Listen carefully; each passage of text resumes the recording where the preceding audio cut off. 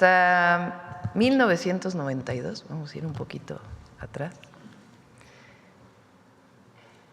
el único que podía generar electricidad era Comisión Federal de Electricidad. Bueno, en realidad hasta 2013, por Constitución. Después de la nacionalización de la industria eléctrica, el único que podía generar electricidad era Comisión Federal de Electricidad y en la entonces Luz y Fuerza del Centro, que después Calderón la liquidó. Bueno, en 1992, con Salinas de Gortari, modifican la Ley del Servicio Público de Energía Eléctrica. Y ahí dicen, lo que no es servicio público son algunas áreas donde puede invertir los privados. La Constitución decía, el servicio público de energía eléctrica solo le corresponde al Estado. Y en el artículo 28 de la Constitución decía, las empresas del Estado no son monopolios. Entonces, CFE y Luz y Fuerza eran las únicas que podían generar y vender electricidad, generar, transmitir y vender electricidad. En 1992, Salinas de Gortari hace una trampa en una ley y dice, hay algunas áreas donde puede invertir los privados. Esa es, digamos, la primera acción en ese momento en contra de la Constitución para que los privados inviertan en electricidad. De 1992 al 2013 ocurren varias acciones que hacen que los privados generen más electricidad, aun cuando estaba en contra de la Constitución. Una de las medidas que tomaron fue las llamadas sociedades de autoabasto, que aquí habló el presidente López Obrador muchas veces de ellas, que eran ilegales porque no estaban en la Constitución y porque el autoabasto no era una industria que quería generar su propia electricidad para su consumo, sino que simularon un esquema en donde alguien generaba, alguien compraba, fuera de lo que decía la Constitución, y decían era una sociedad de autoabastecimiento, totalmente fuera de la ley, totalmente fuera de la Constitución. Ese fue el esquema a través de los cuales empezó a haber inversión privada. Hubo otro esquema, que los privados invertían y le vendían toda la electricidad a Comisión Federal de Electricidad. En 2013 se cambia la Constitución con Peña Nieto, la llamada reforma energética. Le dan a Comisión Federal de Electricidad un nuevo nombre en la Constitución, que era Empresa Productiva del Estado. Obligan a CFE a dividirse en pedacitos. Antes era una empresa integrada. La obligan a dividirse en pedazos regionales y también de acuerdo a lo que atendían. Su objetivo al final pues era privatizar todo el sistema de energía eléctrica. Cambian la Constitución, le quitan al 28 constitucional que las empresas del Estado no deben considerarse monopolios y van quitándole a CFE su capacidad de generación y van entrando los privados. Supuestamente para promover las energías renovables por motivos ambientales, se hicieron proyectos que no pagaban a la red de transmisión, con la idea de promover supuestamente las renovables. Pero lo que empezó a pasar es que CFE empezó a perder espacio en la generación eléctrica. ¿Qué problemas tiene esto? Bueno, los países que tienen puro mercado eléctrico y sistemas eléctricos totalmente privados tienen muchos problemas técnicos y de tarifas de energía eléctrica y se pierde además soberanía sobre el sistema eléctrico nacional. Cuando llega el presidente López Obrador, les dice a todos los autoabastos, a todas las sociedades de autoabasto, tienen que ponerse en orden. las sociedades de autoabasto se amparan. Hace una ley para que Comisión Federal de Electricidad genere el 54% de la energía eléctrica y los privados el 46%, además de otras acciones dentro de CFE. Se aprueba la ley en el Congreso y la Suprema Corte de Justicia de la Nación la echa para atrás. Ese fue uno de los primeros problemas en donde la Corte tuvo atribuciones fuera de lo que dice la Constitución, porque estaba legislando por encima de lo que dijo el Congreso. Bueno, cuando nosotros logramos la mayoría calificada en el Congreso, hacemos una propuesta para que en el 28 constitucional se recupere ese pedacito que dice: las empresas del Estado no son monopolio, para que pueda generar el 54% de la energía, como se había planteado durante ese periodo, porque es importante, se lo he dicho yo a los empresarios, a todo el mundo, tener una Comisión Federal de Electricidad fuerte. Y en vez de llamarle empresa productiva del Estado, le llamamos nuevamente empresa pública. No porque no queramos que sea productiva, sino porque tiene un sentido público de rescate de lo público. Se cambia la Constitución y a partir de ahí se cambian todas las leyes que se cambiaron en el 2013 y recuperamos una CFE verticalmente integrada. Y dice la ley, ahora sí, que CFE tiene que garantizar al menos el 54% de la generación eléctrica y el 46% lo pueden hacer los privados, sea vendiéndole a CFE o vendiendo una parte a lo que se llama el mercado eléctrico. Así quedaron las leyes. En este nuevo marco legal es que ahora ya tenemos firmes las inversiones para el próximo año. ¿Qué inversiones? CFE va a invertir, además de lo que ya traía desde el sexenio anterior, que todavía falta inaugurar algunas plantas, va a invertir en 4 plantas de ciclo combinado que usan gas natural. A ver si pones otra vez la gráfica de Emilia.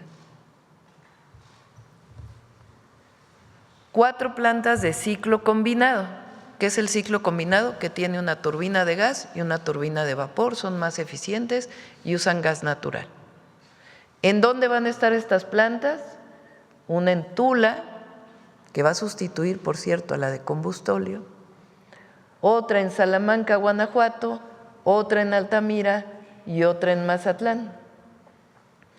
Van a tener conjuntamente una capacidad de 1.500, casi 1.500 megawatts. Y una en Los Cabos, que es de combustión interna, porque ahí no hay manera de que llegue el gas natural. Como lo dijimos hace algunos meses, también en Baja California Sur va a haber una planta de energía solar, pero necesita de todas maneras una base de combustión interna. Entonces, esto ya se licitó, se está en las ingenierías básicas y empieza su construcción en marzo a más tardar del próximo año. ¿Qué más va a hacer Comisión Federal de Electricidad? Va a hacer plantas fotovoltaicas, solares. ¿Cuáles son? Una, la de Puerto Peñasco, que si se acuerdan, ya hay una ahí que hizo el presidente López Obrador y ahora la vamos a aumentar. Esta también ya se licitó y estamos hablando de 300 megawatts más 280, o sea, de 580 adicionales. Y además, la que sigue, se va a construir, dice carbón 2, debería llamarse de otra manera porque no es de carbón, es solar, pero está en Coahuila, otras 2 plantas, una de 376 y otra de 180. Esas las va a construir CFE con sus propios mecanismos de financiamiento. Además, Acuérdense que López Obrador compró las plantas de Iberdrola, ¿se acuerdan? Con un mecanismo especial. Esas plantas son del Estado mexicano también, solo que las opera un área que está vinculada a Banobras que se llama Fondo Nacional de Infraestructura, FONADIN. Ahí están las plantas de Iberdrola que se compraron. Con ese mismo mecanismo se van a construir otras, una en Las Garzas Durango, Los Girasoles y San Luis de la Paz. 270, 110 más 63. Entonces, lo que estamos anunciando hoy es que el próximo año inicia la construcción de todas estas plantas, unas de gas y una de diésel y otra solares, para poder garantizar nuestros compromisos internacionales con la Convención Marco de Cambio Climático. Eso lo hace CFE. Ahora, como hay 46% que es para privados, ¿cómo le hicimos ahora? Bueno, en vez de que los privados anden diciendo yo quiero generar aquí, dame un permiso, CFE, y CFE diga pues es que no alcanza la interconexión porque no tenemos suficientes líneas de transmisión. Entonces ahora la Secretaría de Energía hizo un esquema distinto. Dijo, a ver, ¿quieres generar privado? Yo te voy a decir dónde y con qué vas a generar. Vamos a hacer un concurso. Puedes generar aquí, aquí, aquí, aquí, aquí, y si ganas el concurso, tus permisos van a estar muy rápido, porque es donde necesita el país que generes, no donde a ti se te ocurra que es posible generar. Entonces se hizo ese concurso y ya hay 3,000 megawatts adicionales asignados que ya va a iniciar el próximo año su construcción. Entonces, el próximo año, en total, pues estamos hablando de alrededor de 6,000 megawatts nuevos de energía que se van a generar y una parte muy importante con fuentes renovables de energía. ¿Qué garantizamos? 54% el Estado mexicano, 46% los privados. En este nuevo esquema que tiene orden, tiene planeación y tiene garantía, pues incluso para el privado que quiere generar y ganó un concurso. Entonces, esto es lo que estamos anunciando el día de hoy. ¿Es lo único que va a construir CFE? No, hay un plan de 24,000 megawatts, pero por lo pronto ya hay 6,000 que ya tienen salida y que inician su construcción el próximo año, con una inversión total ¿de cuánto? A ver si ahorita me lo sacan para que les podamos decir cuál es la inversión total para el próximo año. No toda es en 2026 porque algunas plantas terminarán hasta el 2027, pero todas son 2026. Ya se tienen incluso apalabradas, contratadas las turbinas, que luego se tardan mucho en llegar. Van a ser de General Electric, las turbinas de las plantas de ciclo combinado. Bueno, ese es el anuncio del día de hoy. Entonces vamos sobre el tema, a ver aquí. Muchas gracias, presidenta. José Manuel Fuentes, de Capital 21, Corazón de la Capital. Preguntarle estos proyectos, ¿cómo van a beneficiar al Plan México, que es muy ambicioso, sobre todo con los polos de bienestar? ¿En qué van a beneficiar estos proyectos, presidenta? Para el desarrollo del país se necesita energía. Para que el día de hoy que estamos aquí en este salón, pues hay luces prendidas. Estas luces prendidas vienen por una línea de distribución, por un transformador, una línea de transmisión, una subestación y una planta de generación eléctrica. Si pensamos en una fábrica, pues usa más energía. Si pensamos en un comercio, pues usa energía para iluminar, para mover motores, para todo lo que se requiere. El desarrollo requiere energía eléctrica, también requiere otro tipo de energía como el gas, por ejemplo, pero principalmente requieren energía eléctrica. También la energía eléctrica se tiene que usar de manera eficiente para que no se esté desperdiciando energía y se use equipo eficiente. Pero pues para que el país crezca, haya desarrollo, pues requiere energía. Entonces estamos garantizando energía eléctrica suficiente para el desarrollo del país. Y el Plan México pues requiere energía. Si queremos producir más en México, pues necesitamos más energía. Entonces este esquema pues nos permite garantizar que hay energía. Bueno, además de todo esto que dijimos, se está invirtiendo en líneas de transmisión, porque se genera, pero ¿cómo transmites la energía? ¿Cómo llega de un lugar a otro?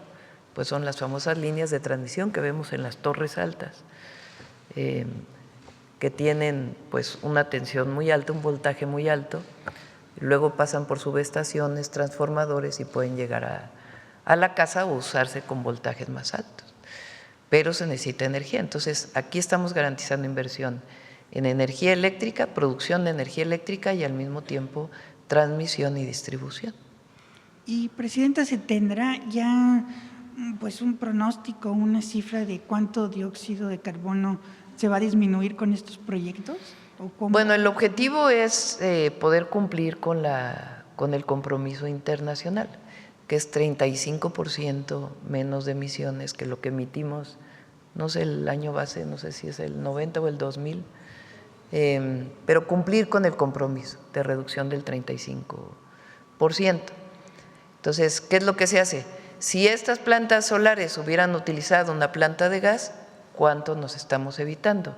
Y eso son 1 millón de toneladas, más de 1 millón de toneladas de CO2 equivalentes se llama.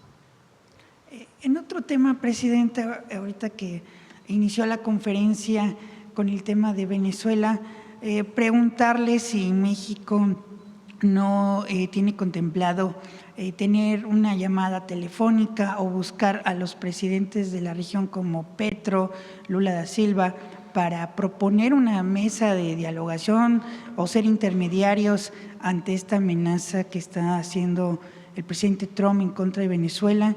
¿No se buscará un diálogo o algo para que se pueda encaminar pues a la paz en la región? Sí podemos buscarlo, obviamente lo que buscaríamos es todos los países de América Latina. Es indispensable garantizar la paz y la soberanía de los pueblos, que no solamente es la Constitución mexicana, sino los fundamentos también de los tratados internacionales y de el fundamento de la Organización de Naciones Unidas.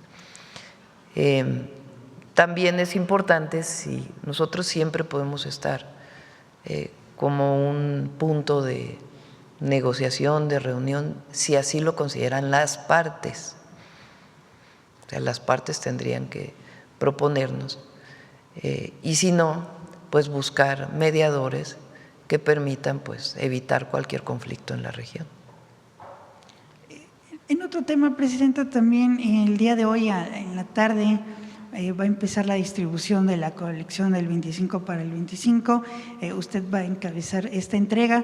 Preguntarle por qué es importante fomentar la lectura entre los jóvenes y también, qué libros se van a entregar, si van a ser o cómo va a ser la distribución. A ver si tienen el 25 para, creo que son 27 para el 25 ya. A ver si tienen los libros para poderlos poner.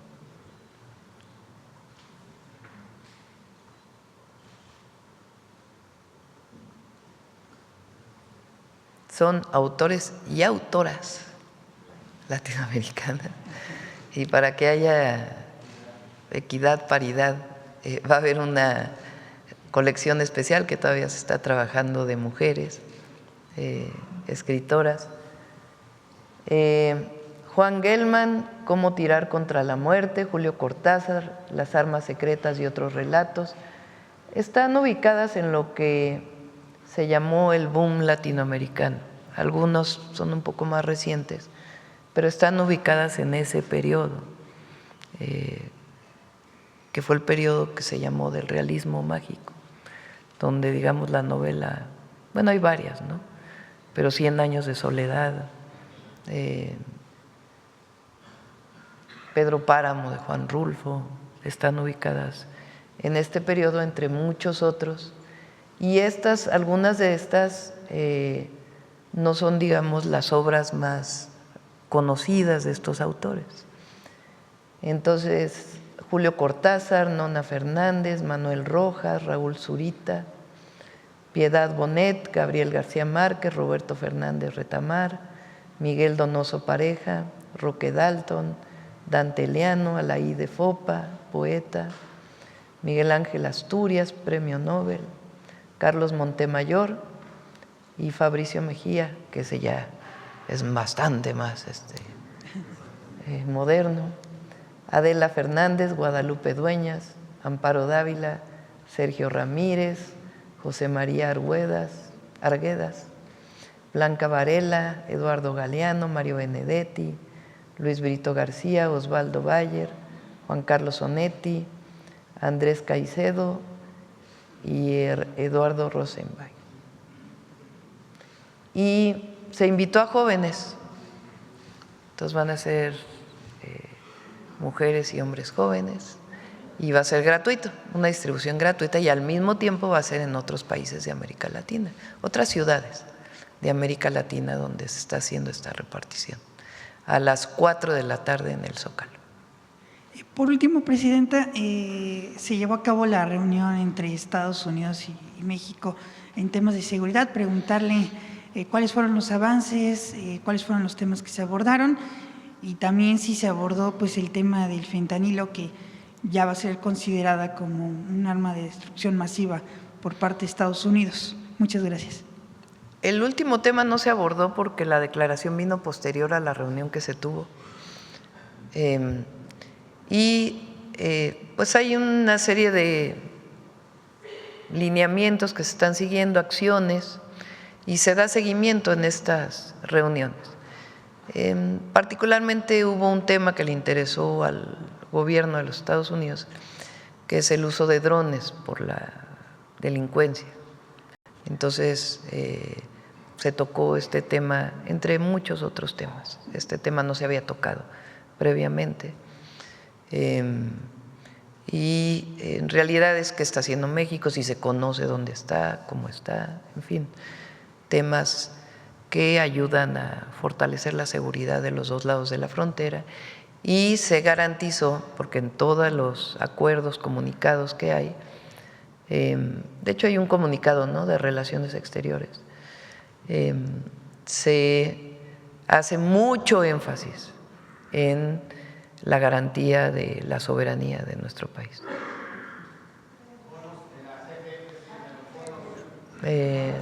A ver, vamos por acá, a ver el compañero, y luego vamos acá a la…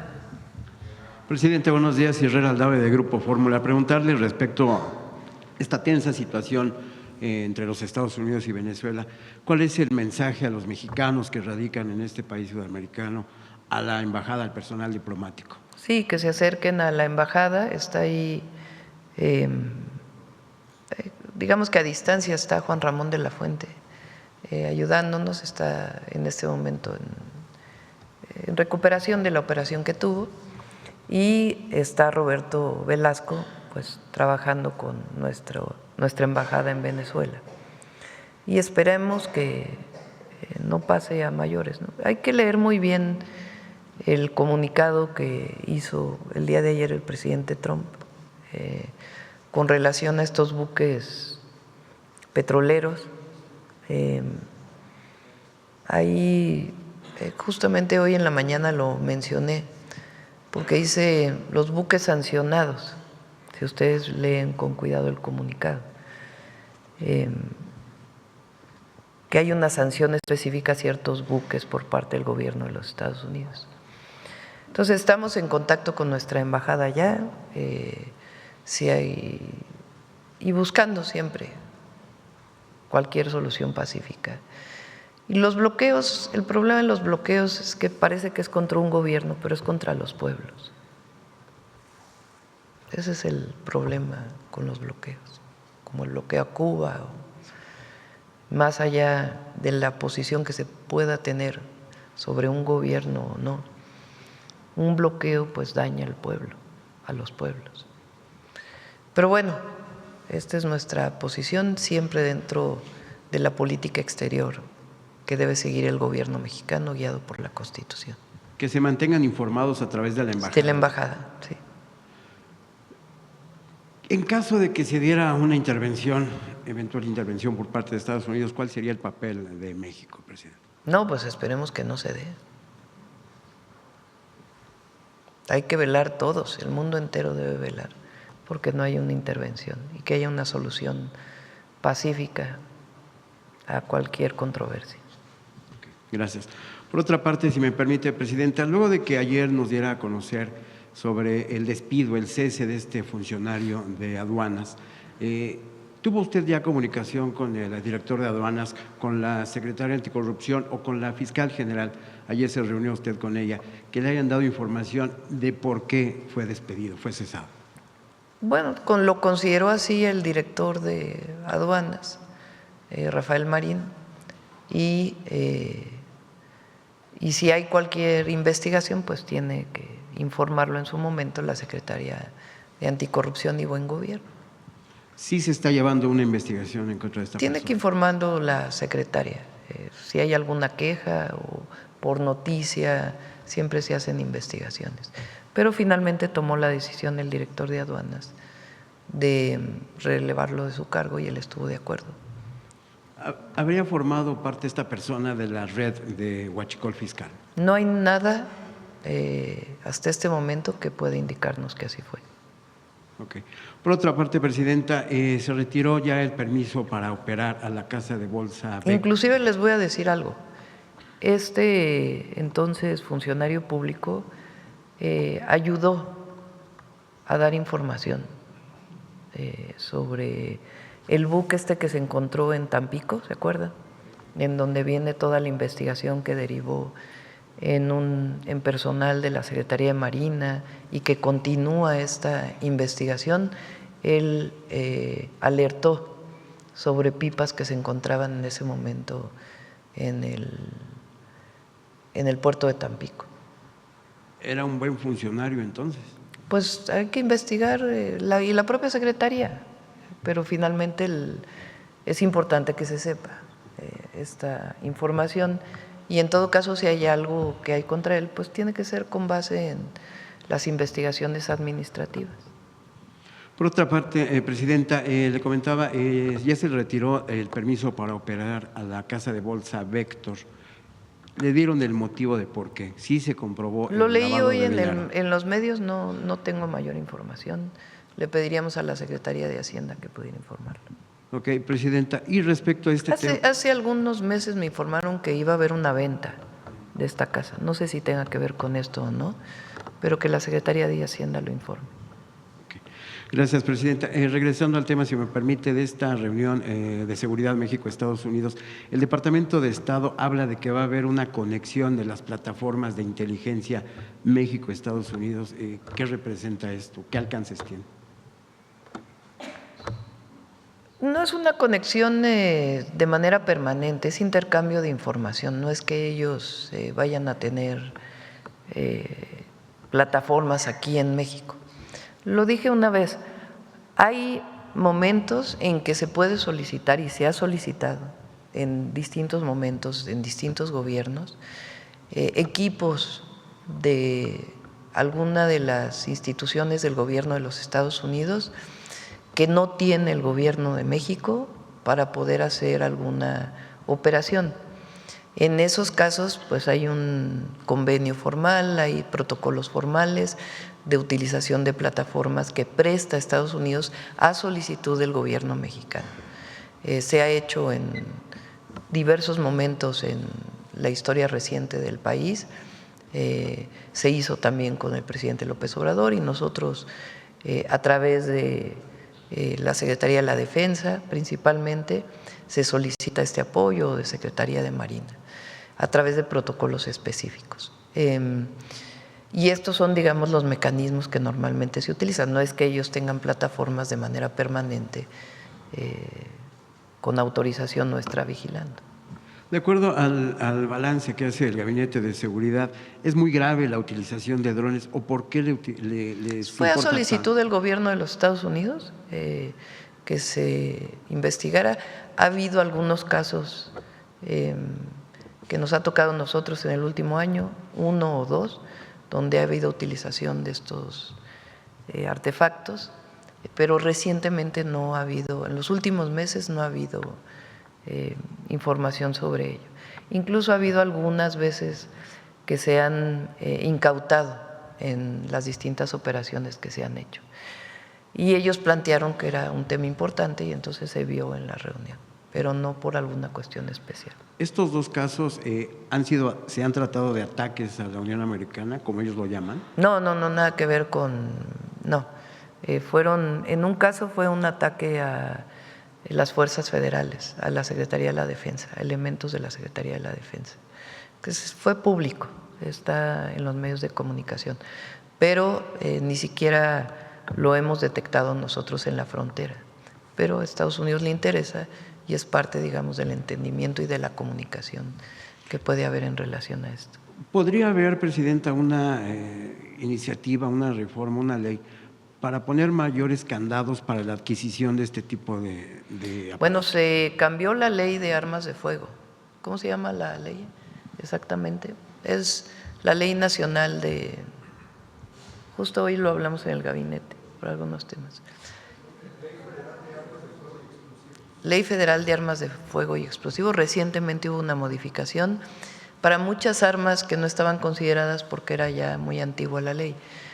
Por ejemplo, estas armas que se pueden hacer con ciertos materiales a través de impresoras de 3D que no estaban consideradas como armas ilegales, digamos, porque no existían. Entonces, como esas, igual el tema de los artefactos o de los vehículos no tripulados también viene. Entonces ya hubo una modificación. Gracias. A ver, la compañera que está desde hace varios días. Muchas gracias, Presidenta. Ahorita vamos para acá. Susana Carreño, de Radio Universidad de Guadalajara, en Puerto Vallarta. Quisiera agradecer a la directora de la Comisión Federal de Electricidad, justamente en una presencia que tuvo usted aquí en la mañanera, le comentábamos sobre Chimo, que no tenía energía eléctrica. Ya pusieron los postes y en enero terminan de poner lo que falta para la comunidad. Están muy agradecidos y envían un documento, Presidenta. Por otro lado, he sido muy persistente en mis participaciones con respecto a lo de las playas. Déjeme decirle que ayer estuvo el arquitecto Luis Guaracha del Instituto de Planeación de Bahía de Banderas entregando ya a Ileana Villalobos. Cuando yo le traje la ilustración, eran 101 playas, son 126 ya, con coordenadas y todo. Y esto derivó de una visita que usted hizo a Bahía de Banderas, en donde alguien le dijo a usted accesos a las playas. Vine aquí, le planteé ese día lo que pasaba en Bahía. Afortunadamente, el alcalde de Bahía de Banderas, Héctor Santana, escuchó a los ambientalistas, siguió las instrucciones de usted, de las funcionarias federales, y hoy tenemos 126 playas y se entregaron ayer con coordenadas y todo. Esto forma parte de la agenda que nosotros tenemos como medio de comunicación en Radio Universidad de Guadalajara, pero todo lo que hemos estado trayendo aquí a la conferencia deriva en algo que hoy le quiero comentar, que es una muy buena noticia. Los ambientalistas y especialmente los surfistas de Bahía de Banderas han estado pugnando por el medio ambiente, por la sustentabilidad, por la apertura de las playas que le plantearon en su momento. Y hace unos días, Presidenta, y por eso también vine, porque quería dar esta buena noticia, México entra a nivel mundial con estas acciones a las ciudades de surf, y esto se llevó a cabo en Palmas de Gran Canaria, en España. Eran 9 ciudades, ahora son 10, eran 19 ciudades, ahora son 20 con Bahía de Banderas. eran 9 países y ahora entra México. Esto logrado por ambientalistas, surfistas, obviamente usted, que escuchó ese grito de accesos a las playas, por el presidente municipal, y es la primera buena noticia que nosotros tenemos de todo este trabajo que se viene realizando. Me encontré a Josefina Rodríguez, secretaria del Medio Ambiente, secretaria de Turismo, en el avión, porque ella fue a Bahía de Banderas, yo venía para acá, y le comenté y le dije que lo quería comentar con usted. Los surfistas después le van a mandar un escrito para ver si los pueden recibir y entregarle esta distinción de que México se incorpora con esta ciudad a este ranking mundial. Qué bueno. Y todavía nos falta. Y todavía nos falta. Apertura y además de las más ciudades, ¿verdad? Más que se puede hacer. Sí. Bueno, por otro lado, Presidenta, bueno, desde luego quiero agradecer a toda la estructura de la Semarnat, de la Profepa, porque aunque yo no venga aquí a la mañanera, estoy con Ileana, estoy con Brenda Rubalcaba, también ya terminamos lo del el programa de ordenamiento ecológico, y nuestro siguiente proyecto, Presidenta, es que ya tenemos Bahía de Banderas con la consulta pública, ya están los resultados, esperamos tenerlos antes de que termine el año, pero vamos por toda la bahía. Son 3 municipios que comparten la bahía, que es Cabo Corrientes, que es donde está Chimo, Puerto Vallarta y Bahía de Banderas. Entonces son 2 estados, Jalisco y Nayarit, unidos por el río Amenca y unidos en esa bahía. 3 municipios, como le comento, Cabo Corrientes, Puerto Vallarta y Bahía de Banderas. Es el siguiente objetivo que tenemos y no vamos a quitar el dedo del renglón. Pero así como vamos avanzando, también encontramos obstáculos, encontramos gente que no nos permite, y entre ellos le acabamos de dejar a Ileana 1,049 firmas del colectivo San Pancho, porque en el estado alguien, un funcionario, dio una mía que no debía haber dado y pretenden seguir construyendo de manera inadecuada, y sobre todo en un lugar costero como es San Pancho, en Bahía de Banderas. Y con más, Presidenta, perdón, también me trae aquí la voz de la doctora Raquel Gutiérrez Nájera. Ella es profesora, investigadora de la Universidad de Guadalajara y abogada ambientalista. Ella, en atención a los ciudadanos, hizo y promovió un amparo. Derivado de este amparo para defender justamente el territorio, en el 2018 la Asociación de Bosques de San Isidro, que pretenden hacer un desarrollo inmobiliario, ella presentó un amparo y ahora pues están promoviendo en su contra, y son 2 entes: Inmobiliaria Lisco, SASB, la que quiere construir, y Banco Azteca. Le voy a dejar esto por aquí para que si la pueden ayudar.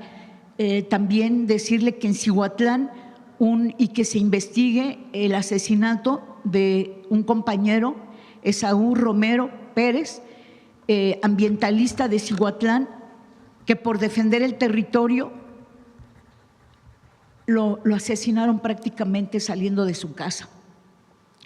Eso es lo que le traigo en cuanto al medio ambiente, y gracias por el apoyo. Finalmente, Presidenta, el día 11 de diciembre se llevó a cabo la reunión del Consejo de Seguridad Pública, la sesión que sostuvieron con los gobernadores, saber a qué se comprometió el gobernador de Jalisco. También le tomaron protesta en el mismo día, en esa mesa, a Protección Civil, estaba Laura Velázquez, y tomó protesta como miembro del Consejo. Para nosotros nos preocupa mucho los atlas de riesgo, pero qué compromisos en materia de seguridad tuvieron los gobernadores, en especial, si no se puede ahora, en otra oportunidad, nos gustaría saber cuáles fueron los compromisos que estableció Pablo Lemus, gobernador de Jalisco. ¿Por qué se lo planteo en particular?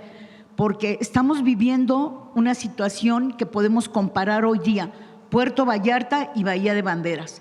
Bahía de Banderas tiene mando único ya, equiparon a los policías. En contraparte, Puerto Vallarta, que por cierto no tenemos todavía la cuestión del programa de ordenamiento ecológico que ya se hizo en Bahía. En materia de seguridad en Puerto Vallarta, Presidenta, queremos saber qué pasan con los recursos federales hacia la seguridad. ¿Por qué? ¿Los policías no les sirven los radios? El uniforme ellos se los tienen que comprar para poder uniformarse dignamente. Y entonces, pues sí, nos gustaría saber qué pasa en ese sentido en materia de seguridad, porque vemos las reuniones, vemos que algunos municipios sí cumplen y otros no, como es el caso que tenemos la oportunidad de comparar, Presidenta. Bueno, en la reunión de seguridad no es que un gobernador o gobernadora se haya comprometido a algo en particular, sino son acuerdos generales.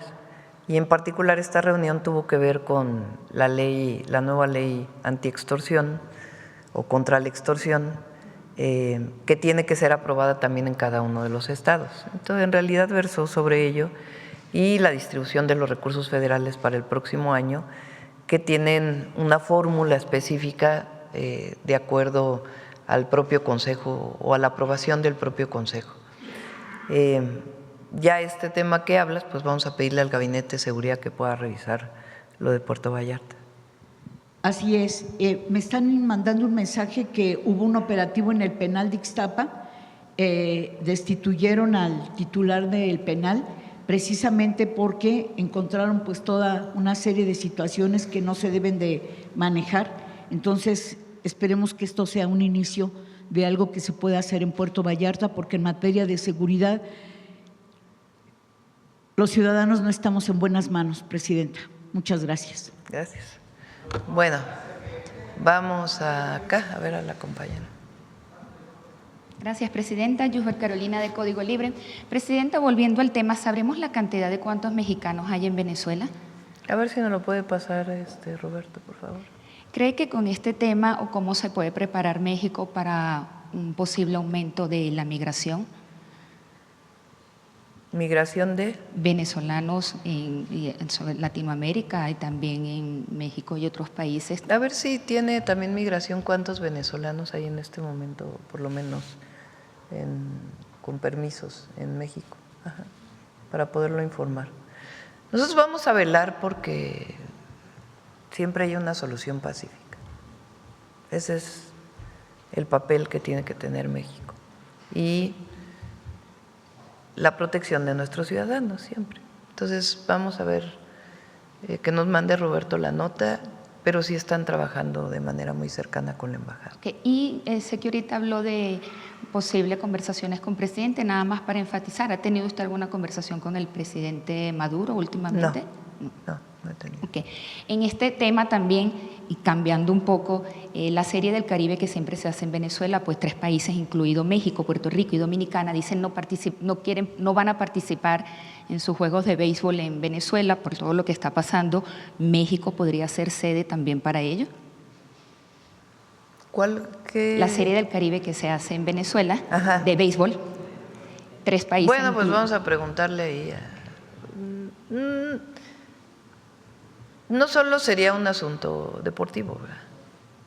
Entonces, autodeterminación, y si México puede ayudar siempre, siempre va a ayudar.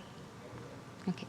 Presidente, en otro tema, ayer la Corte Interamericana de Derechos Humanos condenó a México por el caso de Ernestina Asensio, la indígena de Veracruz, que bueno, por los hechos ocurridos en 2007.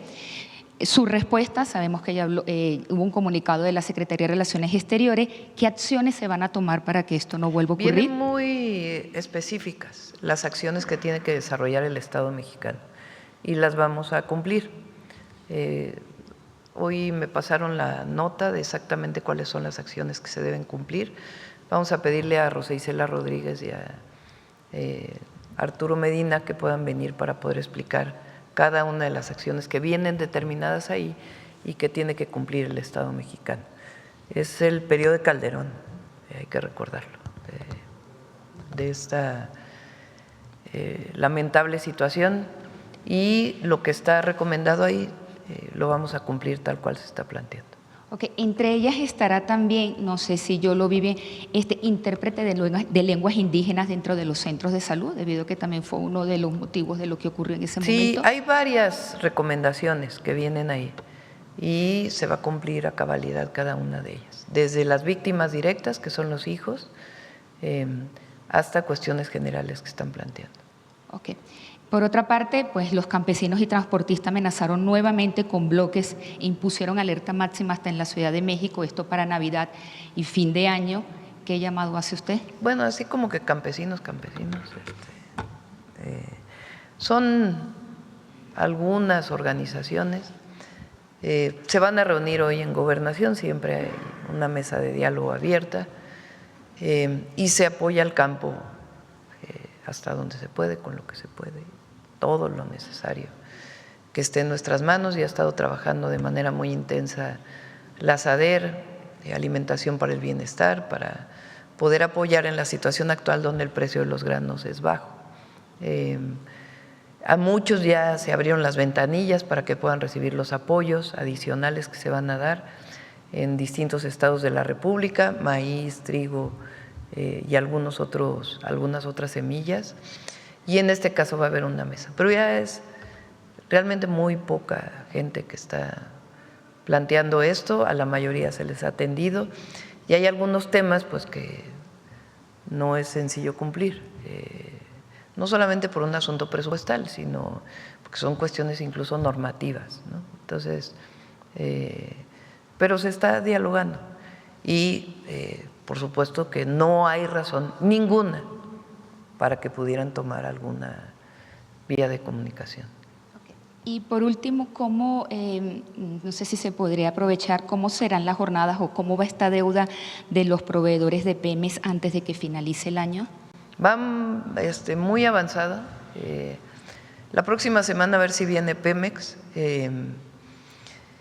Se ha hecho un trabajo extraordinario por parte de Luz Helena, la secretaria de Energía, por parte de Emilia Calleja, la directora de CFE, por parte del director de Pemex, Víctor Rodríguez, todos sus equipos, todo el equipo de Luz Helena también, y de la Secretaría de Hacienda. Para que ustedes sepan, nosotros nos reunimos todos los martes, 2 horas por lo menos, cada semana, para analizar pues toda la problemática del sector energético y cómo salir adelante.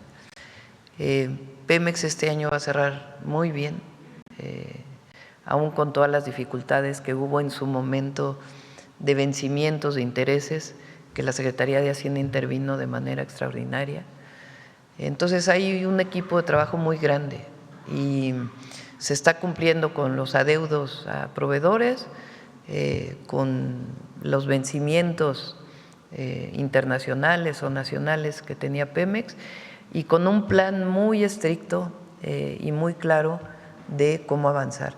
En el caso de Pemex, para la producción de petróleo se definió y está en las leyes claramente que hay contratos que desarrolla Pemex para el desarrollo productivo, hay contratos que les llamamos mixtos, en donde puede participar la iniciativa privada y Petróleos Mexicanos en una dinámica completamente distinta a la que utilizó Peña Nieto, Calderón o todo el pasado neoliberal.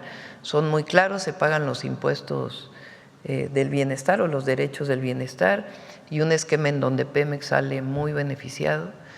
Ya se hicieron una serie de contratos mixtos y va a venir Pemex a platicarlos. Es la verdad muy intenso el trabajo que se ha hecho todo este año, con los trabajadores de Pemex también, que son extraordinarios, los trabajadores de Pemex. Se está incorporando a los trabajadores de Pemex en muchas de las áreas que no estaban incorporados. Entonces yo estoy muy positiva en cómo estamos encaminando todo el sector energético nacional y particularmente las empresas públicas, que no debemos olvidarnos que después de tanto trabajo del pueblo de México, después de la expropiación, la nacionalización, la construcción de las empresas públicas, evidentemente también las malas historias de corrupción que hubo en todo ese proceso, pero la solución no era la privatización, sino el fortalecimiento de las empresas.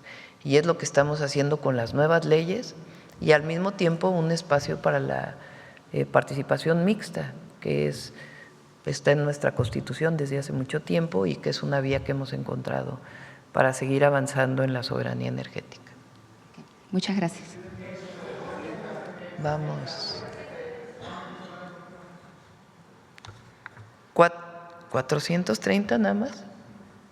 La información que nos da Roberto Velasco es: en Venezuela hay aproximadamente 430 residentes y 20 visitantes mexicanos. Bueno, vamos, ¿quién más? A ver, vamos. A ver, la compañera sobre CFE y luego vamos para acá. Muchas gracias, Presidenta. Buenos días, Yaret Arcinega, de Revista Fortuna. Presidenta, para la directora de CFE, durante 2025 CFE ha tenido que concentrar buena parte de sus recursos y atención en el restablecimiento de servicio eléctrico tras los desastres naturales en distintas regiones del país. En este contexto, nos gustaría preguntarle cómo se articula y prioriza el plan de inversiones de la empresa para atender, pues al mismo tiempo, las contingencias operativas y la expansión de la infraestructura eléctrica.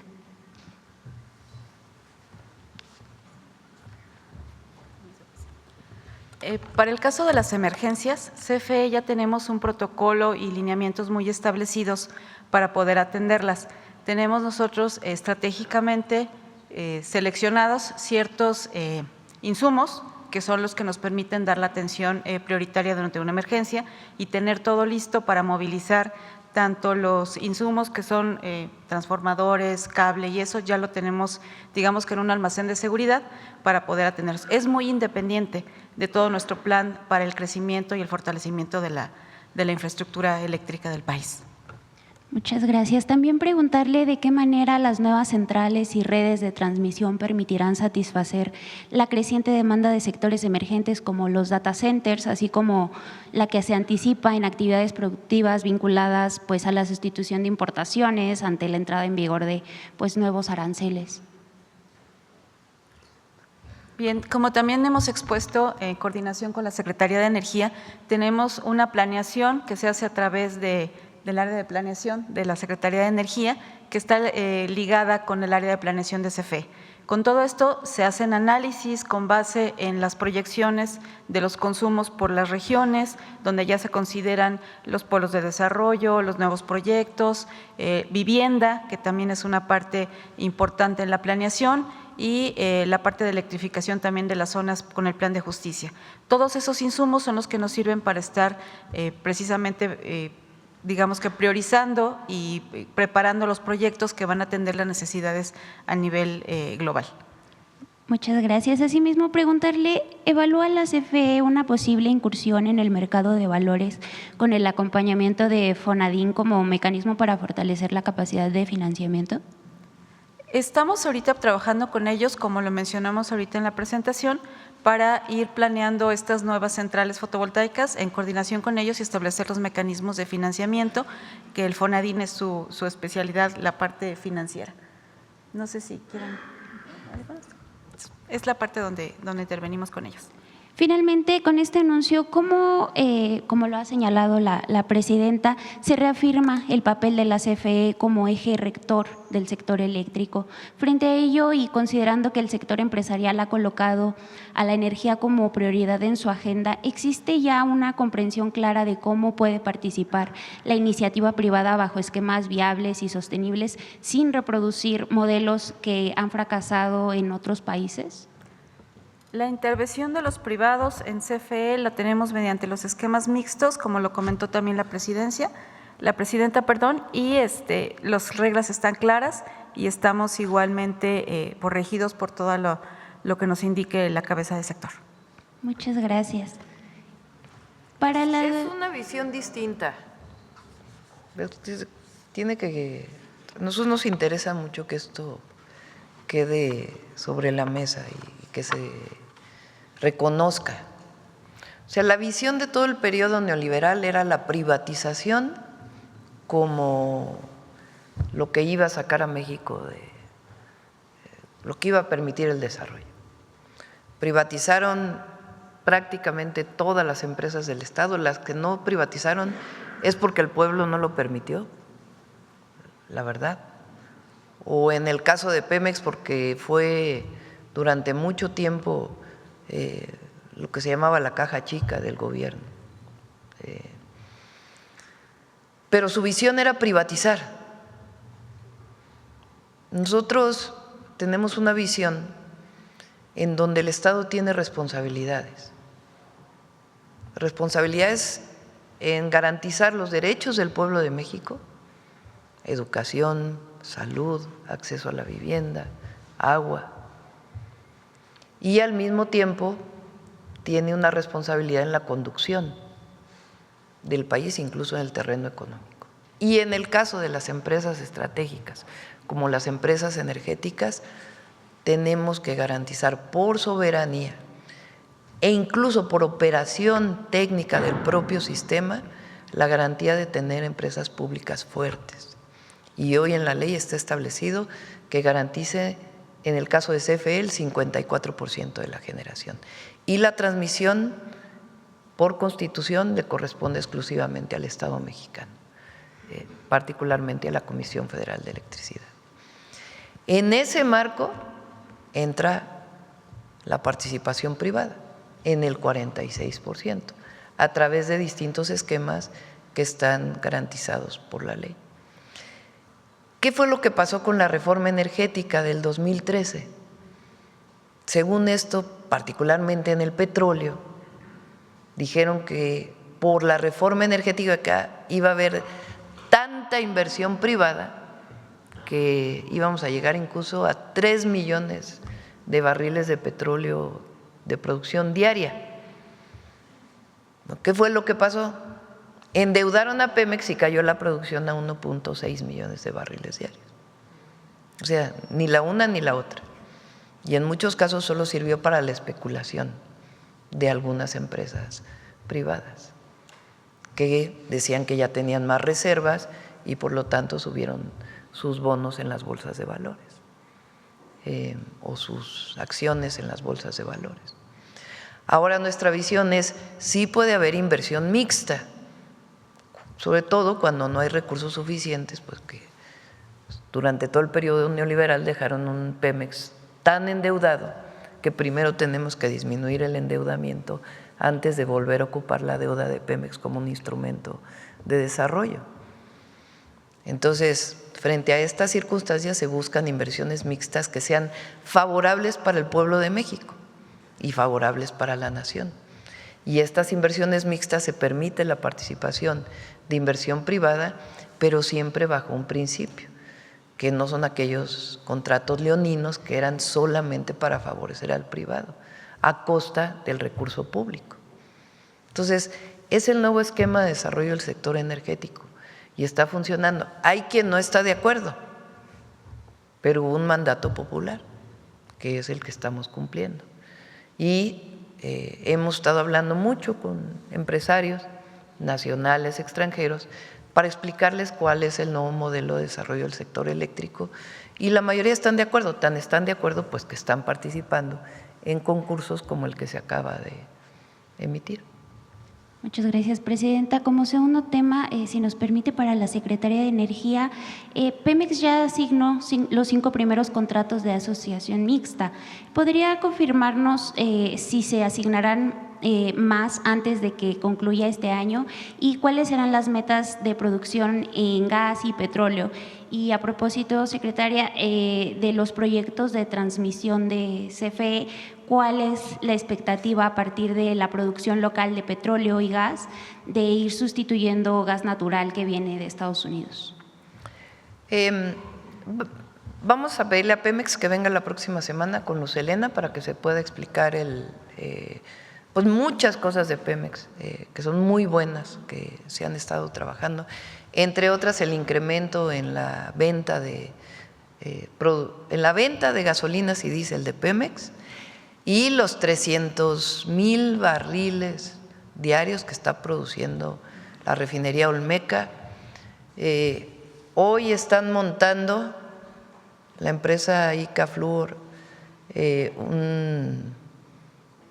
Mañana, hoy no, mañana. ¿Cómo se llama? Un reactor, A ver si tienen por ahí el video, si lo tiene Luz Helena, a ver si lo… En la refinería de Salina Cruz, la refinería de Tula ha aumentado mucho la producción, todas las refinerías han aumentado la producción. Se está haciendo también el esquema de contratos mixtos para fertilizantes, para producir más fertilizantes y también para una parte de petroquímica, en donde Pemex no pierde la concesión, o sea, no se concesiona, sino Pemex sigue teniendo la propiedad y se permite algo de inversión privada dentro de los esquemas que fueron aprobados por ley. Entonces, yo estoy muy contenta de cómo hemos hecho esta planeación y la garantía pues, de tener un Pemex fuerte en el presente y en el futuro para el pueblo de México. Muchas gracias, presidenta. Si me permite un último tema. Sobre el sector de seguros de gastos médicos mayores, quisiéramos preguntarle si una vez que las aseguradoras cuentan con un nuevo marco fiscal en lo que se refiere al IVA, en su rubro de daños, ¿no sería momento de retomar la antigua demanda de los sectores de la población que adquieren coberturas privadas para servicios médicos, de revisar el costo de estos seguros, presidenta? Mencionar que cada año se registran incrementos de precios en estas coberturas derivados de los problemas de competencia, según diversos estudios. Las personas que cuentan con un seguro de gastos médicos mayores, pues les implica una cuarta parte de sus ingresos, y pues se afirma, presidenta, que en el segmento de gastos médicos mayores hay una concentración de mercado en solo 4 compañías. Se le puede pedir a la nueva Comisión Nacional Antimonopolio que pueda hacer una revisión. Muchas gracias, presidenta. Gracias. Buen día. Bueno, ¿quién más? A ver, el compañero allá atrás de chamarra gris.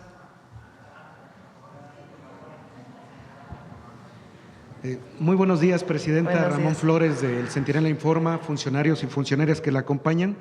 Presidenta, en México existió durante décadas un torneo amateur llamado Torneo de los Barrios, con primeras ediciones desde 1973, que convocaba a decenas de miles de jóvenes de colonias populares y que permitió integrar a cerca de 30,000 jugadores amateurs y congregaba a más de 500,000 de aficionados en los partidos. Gracias a ese programa surgieron figuras reconocidas del fútbol profesional como Cristóbal Ortega, Miguel Herrera o Manuel Manso, quienes fueron descubiertos en ese contexto de barrio, comunidad y deporte.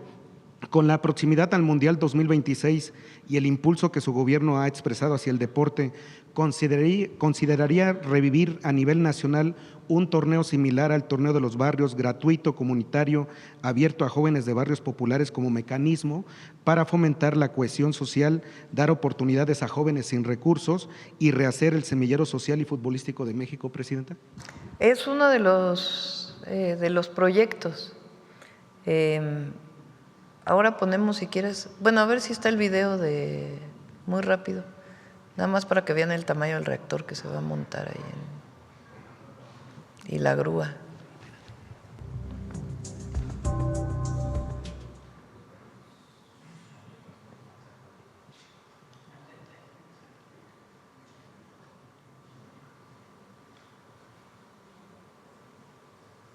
A ver si…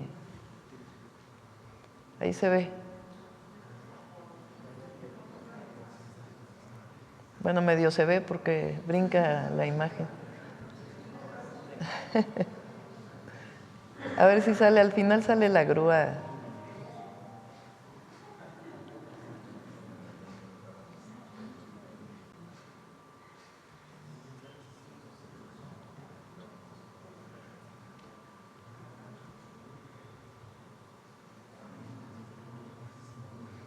Se tuvieron que hacer refuerzo de puentes, miren, para que pudiera pasar por el peso del reactor. Esa es la grúa.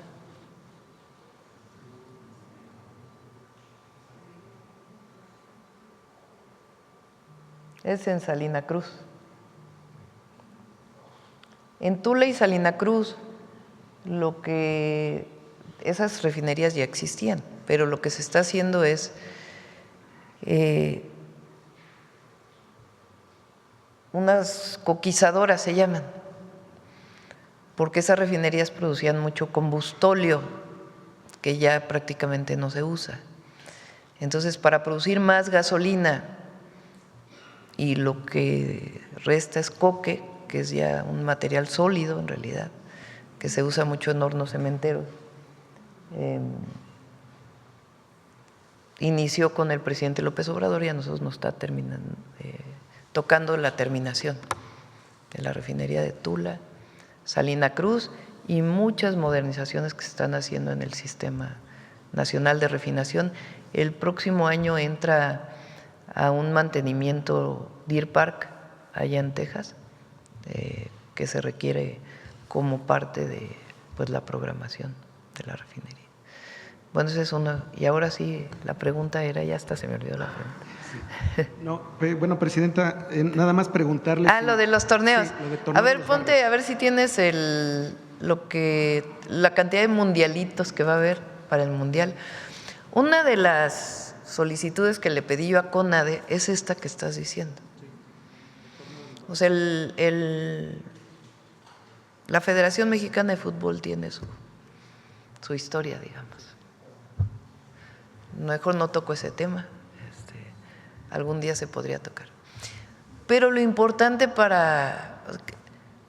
a muchos de nosotros nos tocó ya un mundial, a mí pues ya me tocaron 2, me va a tocar un tercero en México. Me tocó el del 70, tenía yo 8 años. El del 86 ya era más grandecita y ahora que ya estoy más grandecita. Bueno, ¿qué te queda cuando, como niña, como niño, joven, cuando hay un mundial? Pues un deseo enorme de jugar fútbol. Si uno pasa por todos los campos de barrio cuando está el mundial, pues se vuelve una euforia estar jugando fútbol. Entonces, ¿qué nos puede dejar el mundial más allá de que queremos que la selección haga un buen papel y le deseamos toda la suerte del mundo? Pues lo que queremos que nos quede es justo eso, los torneos de barrio, los torneos de pueblo. Queremos mejorar las canchas, que ya dijimos, son más de 3,000 que queremos mejorar junto con los estados y los municipios, pero también que haya semilleros. En los Pumas le llaman cantera, la cantera. Entonces le llamamos las canteritas en las reuniones. Semilleros de jóvenes, de niños que quieran jugar fútbol y que a través de la CONADE, pues en su momento incluso puedan vincularse con alguno de los equipos de fútbol profesionales, con sus fuerzas básicas, en fin. Entonces, eso es lo que es una de las ideas que tenemos con el Mundial. Obviamente los murales, hacer torneos, que se viva el fútbol como algo social, no solamente el que tiene la posibilidad de ir a pagar un boleto en el estadio, que por cierto son bastante caros, o el que lo pueda ver en una de las plazas que estamos organizando para que se pueda ver de manera gratuita en una plaza, sino también pues que quede un legado de semilleros de niños y jóvenes, niñas y jóvenes del fútbol. Entonces hay uno donde vienen todos los mundialitos, le llamamos, y copas. ¿No viene otro? Ahí está, mira, una copa paralímpica, una copa del trabajador, una copa de oro, copa popular, copa nacional de mujeres, fútbol IMSS 21, un torneo de salón femenil, el Street Child, que ese es con la FIFA, un torneo de fútbol sin correr para adultos mayores, una copa de CONADE, atletas de alto rendimiento de 12 a 15, y son en realidad 74 mundialitos y copas. Y la idea pues es el semillero, los semilleros. Ok, Presidenta. Presidenta, continuando también con el tema del Mundial, la jefa de gobierno de la Ciudad de México, Clara Brugada, ha anunciado que presentará en estos días una iniciativa de ley de rentas justas y asequibles que, entre otras cosas, le quita a los ciudadanos el derecho a decidir libremente sobre el uso de sus propiedades, impone un sistema de precios máximos por zona, además de que limita los espacios de hospedajes del sector turismo, justo cuando se espera un gran flujo de visitantes por los partidos del Mundial de Fútbol y múltiples eventos que la ciudad alberga cada semana. Hay antecedentes de que en el pasado usted ha intervenido para modificar o detener ordenamientos legales que lastimaban estos derechos y obstaculizaban el desarrollo económico de la capital del país, como fue el caso del artículo 60 de la Ley Constitucional de Derechos Humanos que legalizaba las invasiones y despojos.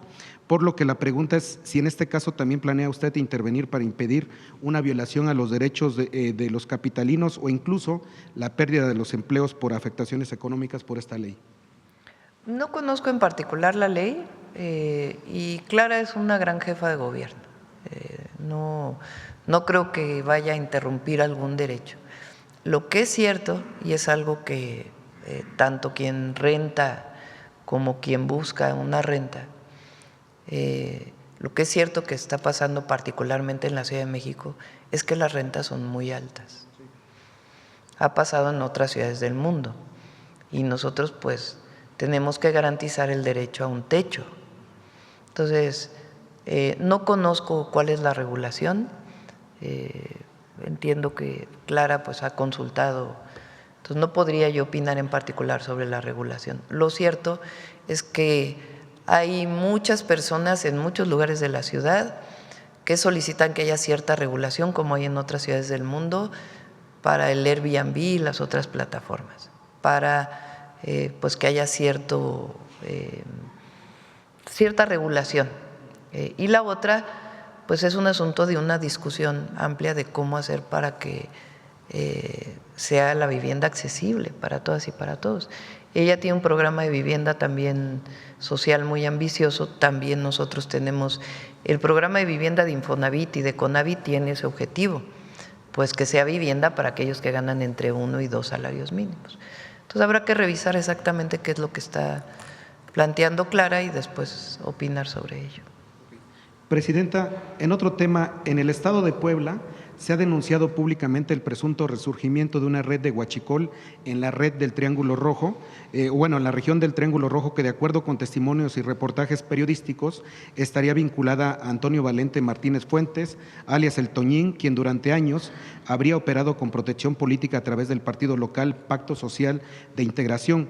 Es relevante precisar que el PCI es un partido local cuyo control y dirigencia recaen actualmente en la diputada federal del PRI, Nadia Navarro Acevedo, hecho ampliamente señalado en el ámbito político del Estado. En este contexto, han circulado videos con amenazas dirigidas a funcionarios del actual gobierno de Puebla, incluido el secretario de Gobernación. Asimismo, el fundador y propietario del medio Acento 21, presentó denuncia formal manifestando temor fundado por su integridad y su vida tras haber sido objeto de amenazas directas en material videográfico presuntamente relacionadas con su labor periodística sobre estos hechos. Ante la gravedad de las denuncias, la posible utilización de recursos del huachicol para fines políticos electorales y el riesgo real para periodistas y servidores públicos, le preguntamos, Presidenta, ¿solicitará su gobierno a la Fiscalía General de la República la atracción del caso y la implementación de medidas de protección federal para las personas denunciantes y sus familias? Pues hay que revisarlo, ¿no? Esta denuncia que estás haciendo, por ahí nos estará escuchando la Fiscalía y en todo caso el Gabinete de Seguridad para ver si lo que mencionas tiene alcance pues penal. Sí, ya está publicado en el diario Acento 21.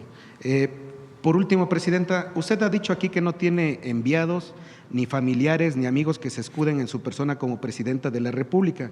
No voy a mencionar los nombres porque son una senadora y una presidenta municipal, pero esta senadora por Morena sostiene que es amiga personal de usted y que por ello le permite ejercer violencia de género en contra de la actual alcaldesa de Tecámac en el Estado de México. Actualmente mantiene y financia un plantón frente al Palacio Municipal integrado por familiares, amigos, quienes pretenden seguir cobrando como aviadores como lo hacían desde hace 6 años. La actual alcaldesa de Tecámac, Estado de México, no puede presentar su primer informe de gobierno porque está el plantón que lidera y paga esta senadora, quien también tiene carpetas de investigación del personal que trabajó en sus 2 administraciones por presuntos desvíos de fondos. Presidenta, ¿es válido que se ejerza violencia de género en contra de una compañera de Morena, que además es una mujer de la tercera edad? Yo creo que es un conflicto del municipio, ¿no? Ni siquiera creo que se deba… Bueno, en la mañana se puede ver todo, pero es un tema político de Tecámac, y ahí se tiene que resolver, y en todo caso la gobernadora del Estado de México puede intervenir, pero pues estas afirmaciones no me constan, ¿no? Ahora, lo que sí, y eso lo sabe todo el gabinete, lo sabe todo México, bajo ningún motivo se puede utilizar mi nombre o el de alguno de mis familiares para pedir favores o cometer algún acto que tenga que ver con un acto de corrupción, de violencia. Aquí nada de privilegios, ni de conflictos de interés, ni de nada. A cualquiera le diga que un hijo, una hija, un familiar, un hermano, un primo de la presidenta pide un favor, un esposo, no, uno solo tengo, mi esposo, familiares, amigos, conocidos, compañeros de lucha, nadie puede pedir nada a nombre de la presidenta. Muchas gracias, presidente. Gracias. ¿Quién más? A ver, allá atrás que no he preguntado y con ahí cerramos.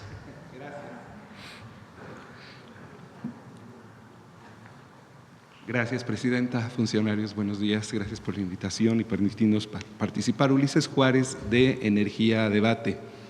Quería preguntarle, bueno, nos hicieron ahorita una presentación de todos los proyectos a partir de la convocatoria que, bueno, vienen a dar mayor energía, más energía al país, incluso en zonas en donde hay déficit de energía, como la península de Yucatán, por ejemplo.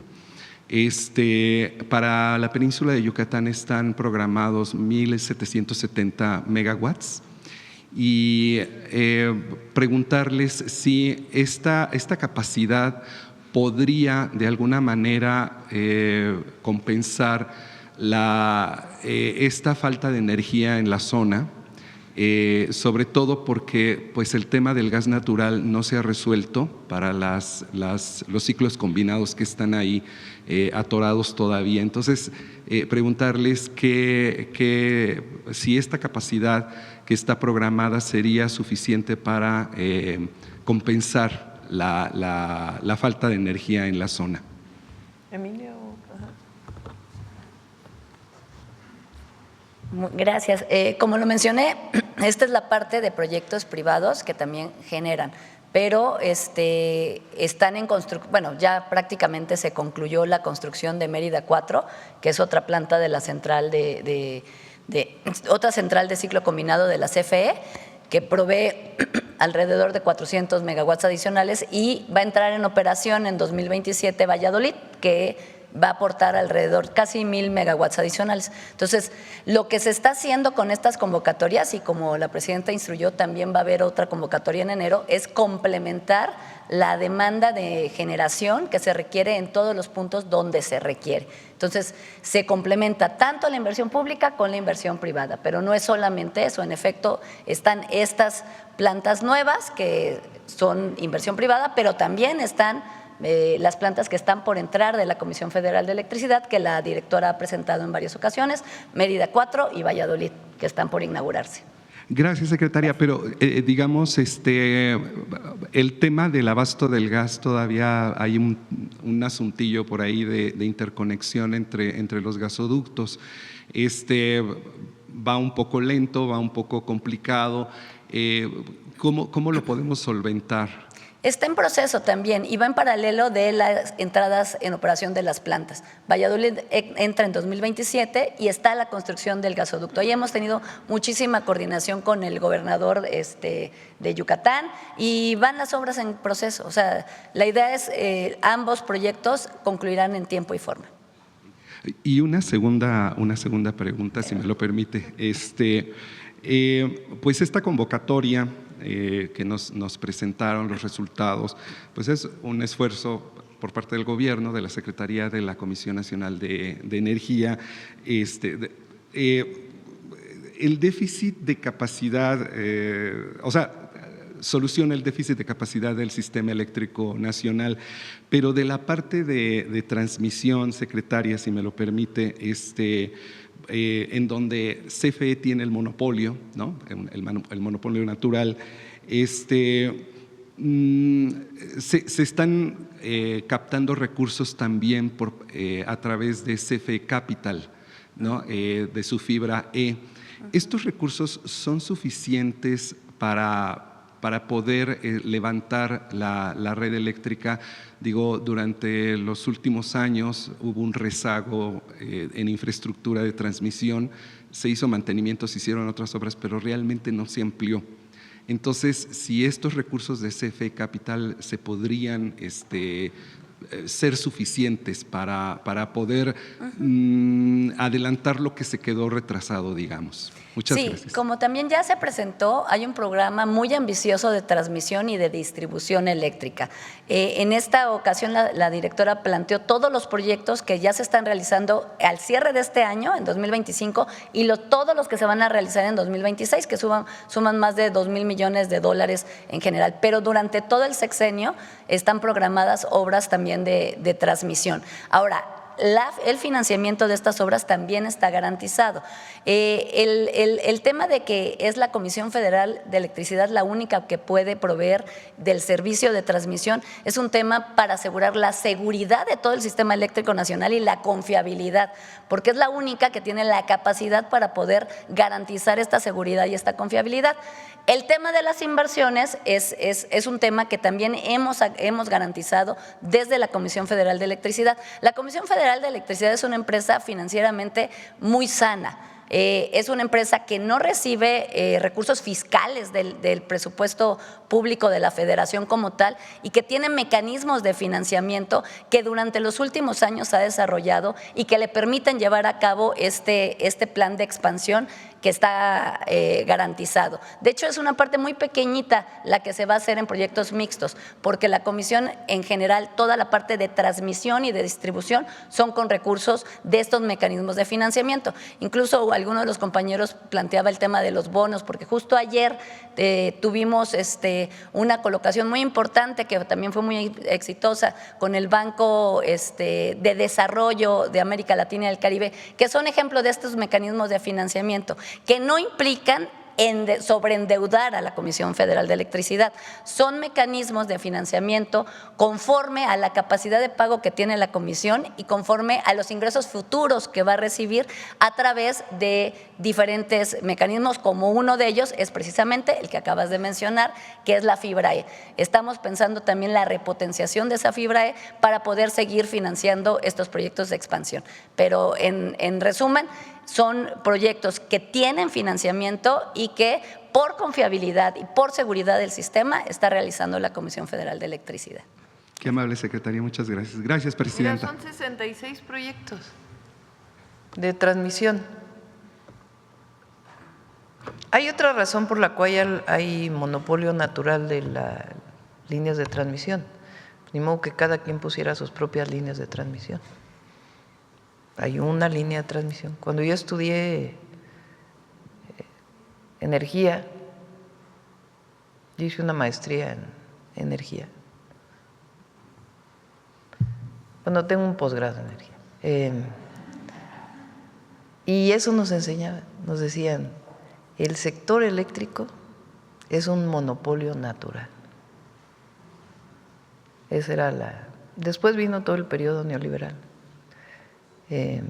donde se encontraron mecanismos, pero las líneas de transmisión son unas No puede poner cada generador su propia línea de transmisión, sería incosteable. Y con todo lo que privatizaron, las líneas de transmisión nunca se privatizaron. Entonces siempre está el tema de cómo van a financiar nuevas líneas de transmisión, el fortalecimiento, la conducción de… Ahí está. Son varios proyectos porque son líneas de transmisión, nuevas torres, nuevas subestaciones eléctricas, transformadores, todo lo que representan las líneas de transmisión y distribución. Y el caso de Yucatán, tenemos un sistema interconectado nacional. Eso quiere decir que la energía que se genera en el norte puede llegar al sur, o la del sur puede llegar al norte. Lo único que todavía no está interconectado, que está en proceso, es la península de Baja California. Entonces sí, fortalecer todo el sistema, también va a llegar energía a Yucatán. También se requiere energía en el sitio y por eso son las plantas que iniciarán su funcionamiento con el gas disponible y ya cuando llegue el gasoducto, pues ya será el ciclo combinado. Muchas gracias, presidenta. Vámonos. ¿Quiénes quieren las? No. Detector de mentira. Con su permiso, presidenta. Buenos días a todas y todos. La consolidación del IMSS Bienestar y del programa Salud Casa por Casa, el avance de la construcción de hospitales y clínicas del IMSS y del ISSSTE, así como el aumento del abasto de medicamentos e insumos médicos en todas las clínicas y hospitales públicos del país, han sido objeto de ataques con desinformación y mentiras por parte de un sector dedicado a difundir falsedades. De igual forma, esta semana circularon noticias falsas sobre el esfuerzo del Servicio de Administración Tributaria por combatir la defraudación fiscal a través de facturas falsas y factureras. Veamos el video del detector de mentiras de esta semana.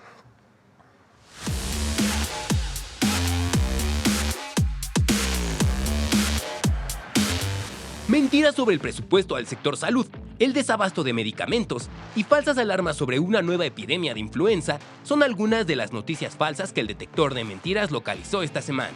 Del 10 al 15 de diciembre se publicaron en prensa y medios electrónicos 45 notas y 17 columnas de opinión sobre el tema de salud en México, muchas de las cuales contenían mentiras y desinformación. 1. El presupuesto de egresos de 2026 no destinó más presupuesto al sector salud. Si el mensaje llegó después de la aprobación de la reforma a la Ley General de Salud, en la que toda la población puede acceder a los servicios de cualquier institución pública, pero eso sí, no se destinan más recursos al sector salud. ¡Mentira! En 2026, el sector salud recibió un incremento de presupuesto de 5.9% con respecto a 2025, lo que representa poco más de 137.851 millones de pesos, alcanzando un presupuesto total de 2.453.283 millones de pesos. 2. Falsa epidemia de influenza H3N2 y que esta variante representa un problema de salud para México. ¡Mentira! El secretario de Salud, David Kersenovich, aclaró en la Mañanera del Pueblo del 16 de diciembre que la variante H3N2 subclado K es una variante que se previene con la vacuna contra influenza que tenemos disponible en México y señaló que se tiene suficiente abasto de vacunas y del medicamento oseltamivir utilizado para tratar los síntomas de esta variante, por lo que no representa en este momento ningún problema para el país. 3. La visita de la presidenta Claudia Sheinbaum al Hospital General Regional de Ciudad Juárez fue un montaje para ocultar el desabasto de medicamentos. Mire, cuando vimos estas imágenes, supimos que se trataba de una farsa, de una puesta en escena. ¡Mentira!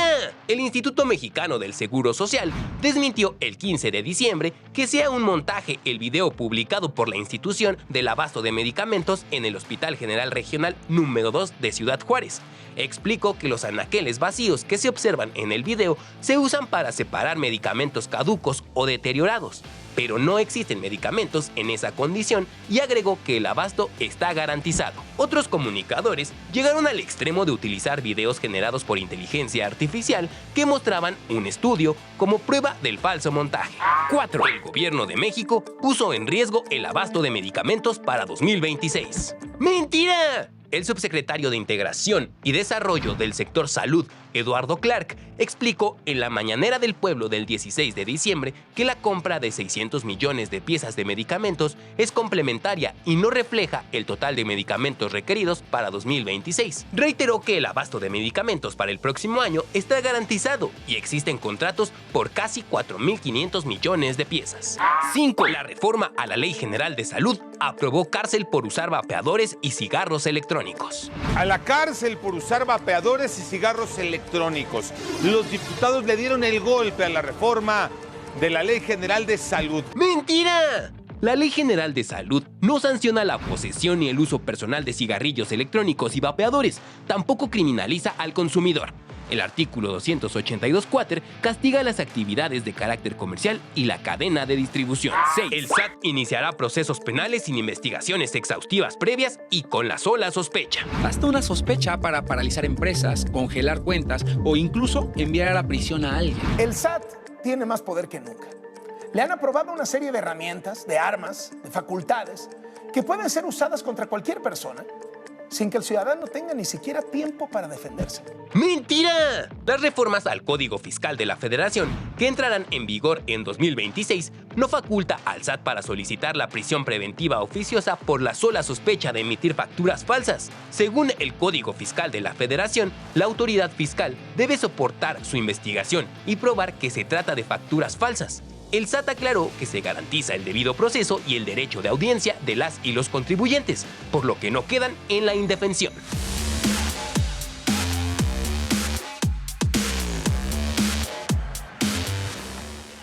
Gracias, presidenta.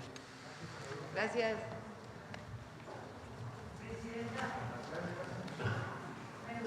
Sí, pásate.